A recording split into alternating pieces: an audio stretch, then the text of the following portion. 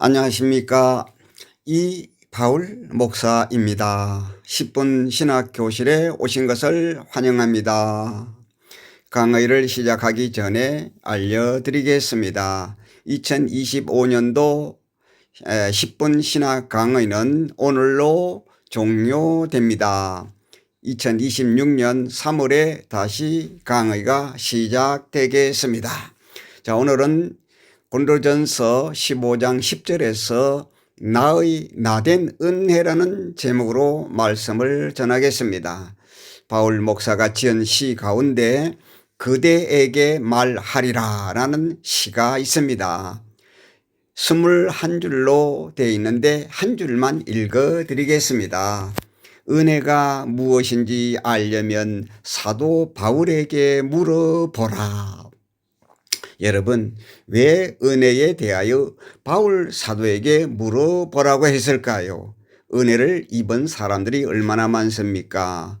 홍수에서 구원받은 노아도 있고 사자굴에서 살아난 다니엘도 있고 예수님을 잉태한 동정녀 마리아도 있습니다. 창세기 6장 8절입니다. 그러나 노아는 여호와께 은혜를 입었더라. 다니엘서 10장 11절입니다. 은총을 크게 받은 사람 다니엘아. 누가복음 1장 28절 1장 30절에 보면 마리아에 대하여 이렇게 말씀했습니다. 은혜를 입은 자여 평안할지어다. 주께서 너와 함께 계시도다. 30절에는 천사가 일러 가로되 마리아여 무서워 말라. 네가 하나님께 은혜를 얻었느니라. 이 외에도 은혜를 입은 사람들이 얼마나 많습니까? 이런 분들에게 은혜가 무엇인지 물어보라고 하지 않고 왜 사도 바울에게 물어보라고 했을까요? 미의 세 사람들은 모두 은혜를 입을 수밖에 없는 환경에 있었던 사람들입니다. 그렇기 때문에 은혜를 입을 수 있었습니다. 그런데 사도 바울은 그와 정반대입니다. 사도 바울은 예수님을 거역한 사람이었습니다. 은혜라는 말과는 아주 거리가 먼 사람이었습니다. 그는 율법주의자였습니다. 그러한 그가 예수님을 만나는 은혜를 입게 되었습니다. 이것은 자신의 의지나 노력에 의해서 된 것이 아니었습니다. 그래서 고린도전서 15장 10절입니다. 나의 나된 것은 하나님의 은혜로 된 것이니 내게 주신 그의 은혜가 헛되지 아니하여 내가 모든 사도보다 더 많이 수고하였으나 내가 아니요 오직 나와 함께 하신 하나님의 은혜로라.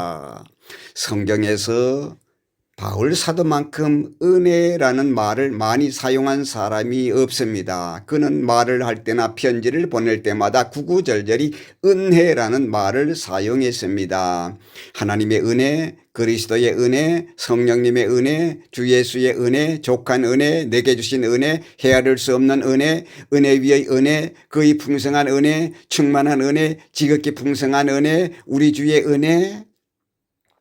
그러면 바울 사도가 입은 은혜는 어떤 은혜일까요? 첫째는 자기 자신이 죄인임을 깨달은 은혜입니다.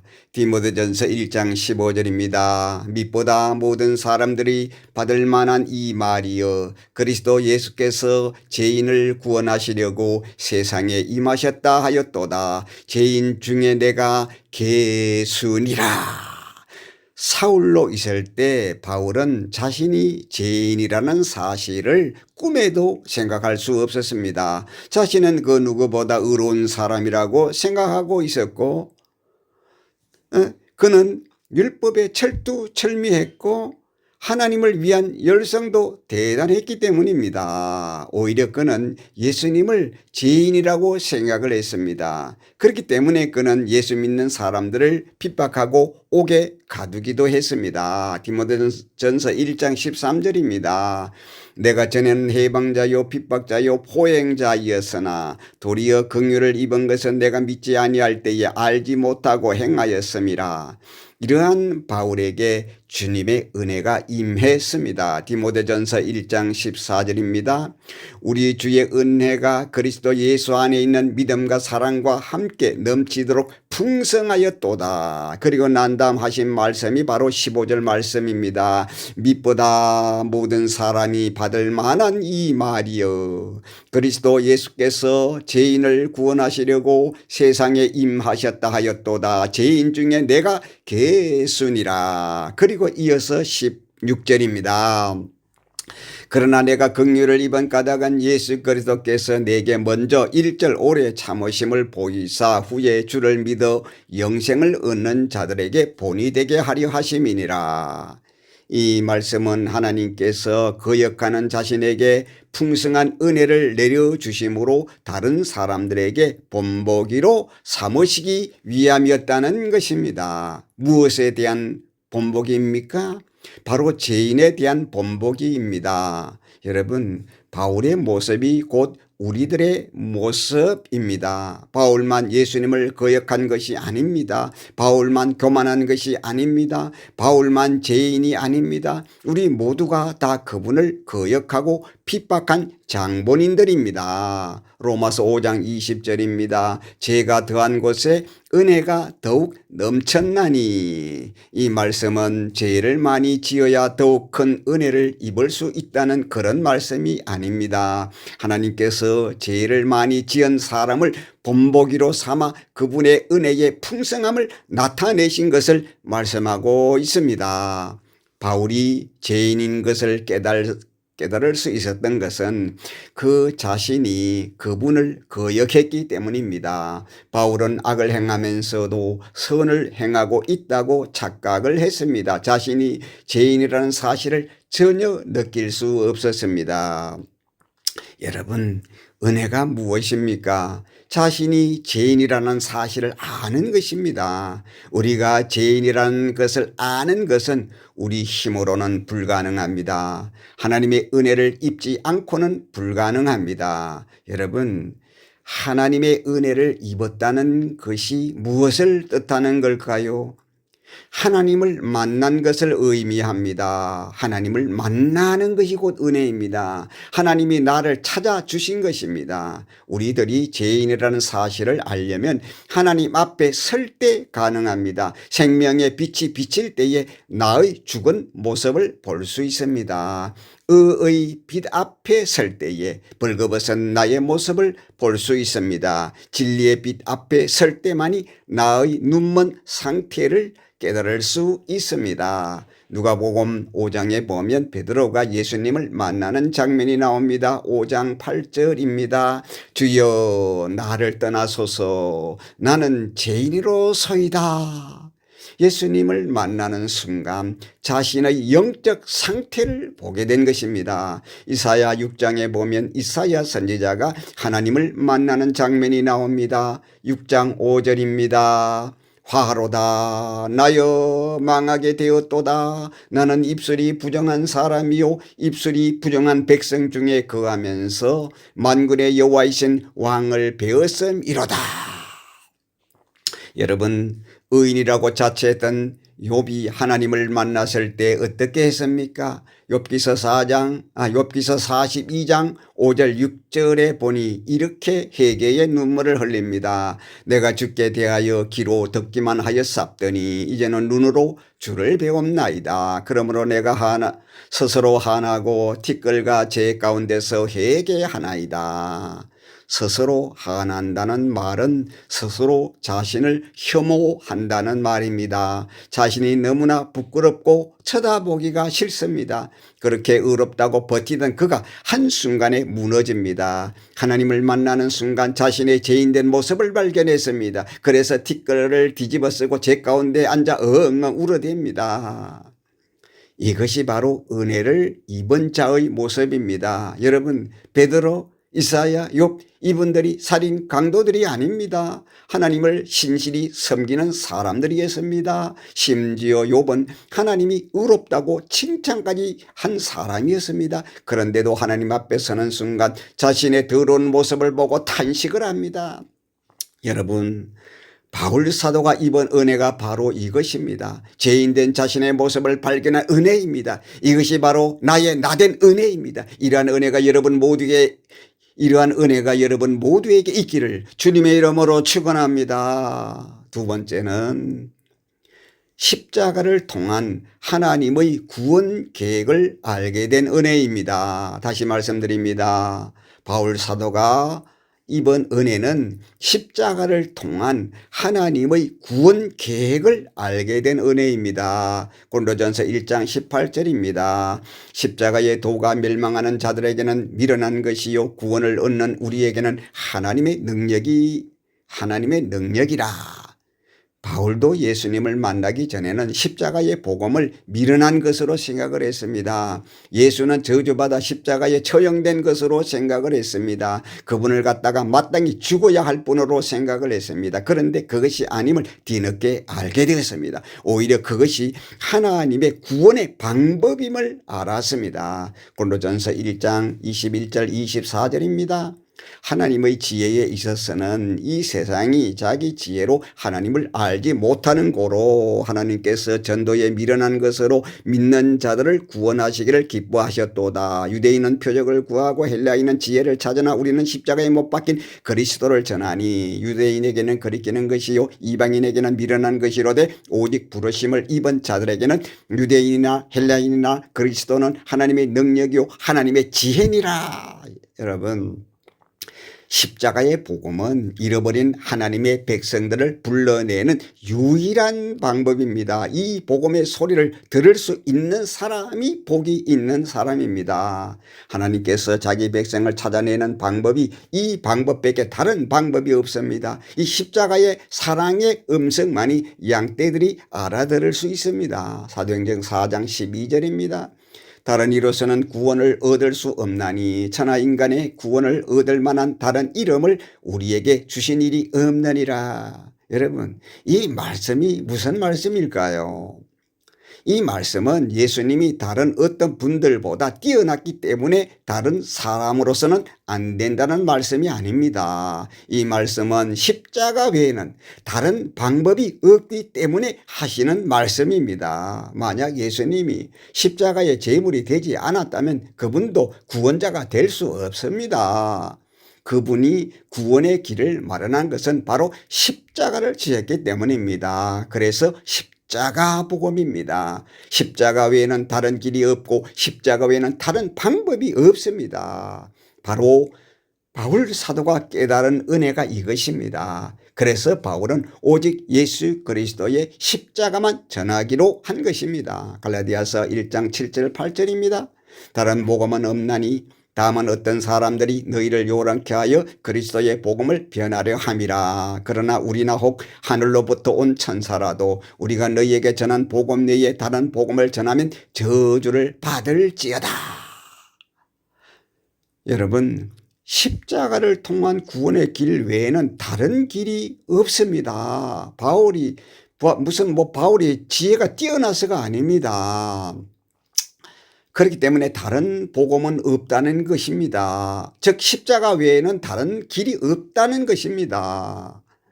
예수 그리스도의 십자가의 피만이 죄로 죽은 영을 살릴 수 있습니다. 사람의 노력이나 그 어떤 방법으로도 죽은 영을 다시 살릴 수는 없습니다. 갈라디아서 2장 16절입니다. 사람이 의롭게 되는 것은 율법의 행위에서 난 것이 아니요 오직 주 예수 그리스도를 믿음으로 말미암는 줄 아는 고로 우리도 그리스도 예수를 믿나니 이는 우리가 율법의 행위에서가 아니고 그리스도를 믿음으로써 의롭다 함을 얻으려 함이라. 율법의 행위로서는 의롭다 함을 얻을 육체가 없느니라. 바울 사도가 십자가의 도를 전하는 것은 바로 구원은 오직 믿음으로 즉 은혜로 가능하기 때문입니다. 율법이나 어떤 노력으로도 불가능합니다. 그러면 믿음은 어떻게 주어지는 걸까요?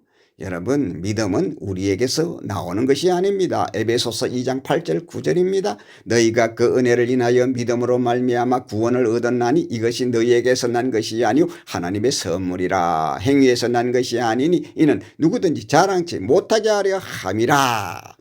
믿음은 십자가를 받아들이는 사람들에게 은혜로 주어지는 하나님의 선물입니다. 노력의 대가로 얻을 수 있는 것이 아닙니다. 여러분, 믿는 문제는 내 뜻대로 안 됩니다. 내가 믿고 싶다고 믿어지고 믿기 싫다고 안 믿어지는 것이 아닙니다. 아무리 믿으려고 해도 믿어지지 않으면 못 믿습니다. 반대로 믿지 않으려고 거부해도 결국 믿게 되는 사람이 있습니다.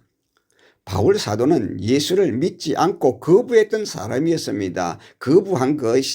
거부만 한 것이 아니라 그분을 박해한 장본인입니다. 그러한 그가 지금 예수 그리스도의 십자가에 대하여 증언하고 있습니다. 여러분, 믿어지는 사람이 복이 있습니다. 이 믿음은 아무에게나 주어지는 것이 아니기 때문입니다. 하늘의 백성들에게만 주어지는 선물이기 때문입니다. 그러면 왜 하나님께서는 이렇게 사람들 보기에 미련한 방법으로 하늘의 백성들을 구원하려고 했을까요? 땅의 백성들과 하늘의 백성들을 구분하기 위해서입니다. 육에 속한 사람들과 영에 속한 사람들을 구분하기 위해서입니다. 사탄에게 속한 사람들과 하나님께 속한 사람들을 분리시키기 위해서입니다. 여러분, 예수 그리스도의 십자가를 어떻게 받아들이냐에 따라서 하늘의 백성과 땅의 백성으로 나뉘어집니다. 예수 그리스도가 나를 위해 십자가에 달렸다고 믿어지는 사람은 하늘의 백성이지만 예수님이 지신 십자가가 자신과 아무런 관계가 없다고 생각하는 사람은 다 사탄에게 사로잡혀 있는 사람들입니다. 여러분, 이 세상에 속한 사람들에게 물어보세요. 교회를 다니는 사람만큼 어리석은 사람들이 없다고 합니다. 여러분, 십자가는 어느 종교에 속한 문제가 아닙니다. 십자가가 없으면 율법주의에 빠지거나 자기 공로주의에 빠지게 됩니다. 자신이 죄인이라는 사실을 알 길이 없습니다. 그렇게 되면 회개의 영이 임할 수 없습니다. 오직 십자가의 피를 믿을 때만이 성령이 임하고 회개의 영이 임합니다. 십자가는 하나님의 놀라운 구원 계획입니다. 십자가를 통하지 않고는 그 누구도 회개할 수 없고 하나님 앞에 나아갈 수 없습니다. 그렇기 때문에 바울 사도는 십자가만 자랑했던 것입니다. 빌립보서 3장 8절입니다. 또한 모든 것을 해로 여기면 내 주 그리스도 예수를 아는 지식이 가장 고상함을 인함이라. 내가 그를 위하여 모든 것을 잃어버리고 배설물로 여기면 그리스도를 얻고 그 아래서 발견되려 함이니. 여러분, 바울은 대단한 지식을 가지고 있었던 학자였습니다. 율법에 정통한 사람이요 헬라의 철학가, 신학, 문학 박사였습니다. 뭐가 뭔지 모르고 무조건 열심을 낸 청년이 아니었습니다. 그는 최고의 학문과 지위를 가지고 있었던 매우 지혜롭고 똑똑한 젊은이였습니다. 그러한 그가 십자가 외에는 모든 것이 다 잘못되었다는 것을 알았습니다. 그렇기 때문에 다 배설물로 여겼습니다. 고린도전서 2장 1절 2절입니다. 형제들아, 내가 너희에게 나아가 하나님의 증거를 전할 때에 말과 지혜의 아름다운 것으로 아니하였나니 내가 너희 중에서 예수 그리스도와 그의 십자가에 못 박이신 것 외에는 아무것도 알지 아니하기로 작정하였습니다. 갈라디아서 6장 14절입니다. 내게는 우리 주 예수 그리스도의 십자가 외에는 결코 자랑할 것이 없으니. 바울이 전한 복음은 바로 십자가의 복음입니다. 십자가의 복음은 오직 믿음으로 구원에 이를 수 있다는 진리입니다. 이 복음이 바로 오늘의 기독교를 탄생시켰습니다. 바울 사도가 입은 은혜는 바로 십자가를 통한 하나님의 구원 계획을 깨달은 은혜입니다. 그래서 바울 사도의 신학이 중요합니다. 이 신학의 기초 위에 오늘의 기독교가 세워져 있습니다. 이 기초 위에 예수님이 계시고 이 기초 위에 하나님이 계십니다. 이제 우리가 성경을 볼 때에 바울 사도의 이 신학적인 토대 위에서 바라볼 줄 알아야 합니다. 여러분, 바울 사도의 깨달음은 단순히 바울의 개인적인 사사로운 이념이나 생각에서 나온 것이 아닙니다. 하나님의 놀라우신 구원 계획을 바울로 말미암아 알게 하신 하나님의 은혜일 뿐입니다. 그래서 바울이 입은 은혜는 보통 은혜가 아닙니다. 구원의 비밀을 깨달은 은혜입니다. 이러한 은혜가 여러분 모두에게도 동일하게 주어지기를 주님의 이름으로 축원합니다. 이제 세 번째입니다. 세 번째. 그리스도의 복음을 위해 자신이 선택된 사람임을 깨달은 은혜입니다. 다시 말씀드립니다. 바울이 입은 은혜는 복음을 위해 자신이 선택된 사람임을 뒤늦게나마 알게 된 은혜입니다. 예수님을 만난 후 바울은 예수님이 자신에게 왜 찾아오셨고 왜 그렇게 큰 은혜를 주셨는가를 알게 되었습니다. 여러분, 하나님이 왜 바울 사도를 선택했을까요?